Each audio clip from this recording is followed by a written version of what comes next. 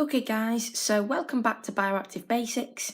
In this episode, episode 4, we're going to be discussing plants in your vivariums. Now, just before we get into it, it is important for me to address that plants aren't actually 100% necessary for a bioactive vivarium. Now, all you need is literally the decorations for the animals to hide and whatever, the animals themselves and the custodians, and that basically makes a setup bioactive. But if you want it to look the best and you want the animals to have the best enrichment, then you've definitely got to have live plants, because if you think to virtually every natural environment, then you're going to find plants sooner or later. So when you're caring for plants, there are three main things that you want to think about: substrate, lighting, and of course water. So to make caring for plants seem more easy, I like to separate them into a couple of different groups, and once you know what group a plant you're looking at belongs to, it makes caring for them much easier, because you can just apply the same guidelines to that plant as you do for the others in the group. So the first group of plants that is a big one are the desert plants. Now, desert plants tend to like high lighting. They can tolerate quite high UVB levels. So these are actually situated right underneath my leopard gecko's UVB lamp, and they do really well. They don't burn or anything. They also like a substrate that is free draining. They don't want to be sat in water, but they do like being watered quite frequently. So the next main group of plants in my eyes is the jungle plants. Now, these are a bit different to desert plants in that they do prefer their substrate usually to be slightly moist, not to be soaking wet, just a little bit damp here and there.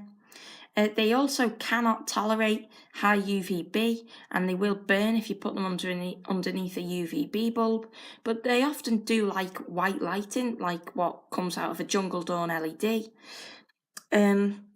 They like to be watered often and usually kept in a humid environment.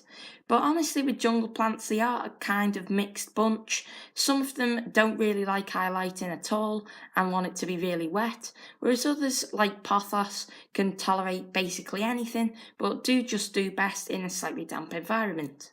Now, the next big group of plants are the epiphytes, which are plants that don't actually grow in a substrate. These are often just lumped in with jungle plants, to be honest, but I would class them separately because the care is quite different. They do tend to like high humidity, like these Neoregelia bromeliads I'm showing you. But the substrate has to be, if they have one, it either has to be a piece of wood that is strapped onto, or it has to be really free draining so that the bottom of the plants don't get wet because they will rot. And epiphytes, because they do tend to grow up trees in the wild, do seem to like very high lighting.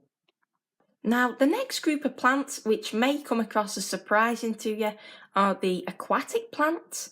Now, you might think aquatic plants are just for fish tanks, which is like, well, I've got my aquatic plants growing in.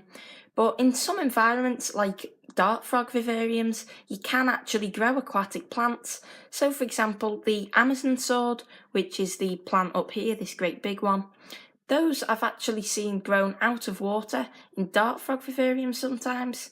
The things to note with them is that, well, they are a very mixed bunch, even more mixed than the jungle plants, because some of these are themselves actually epiphytic.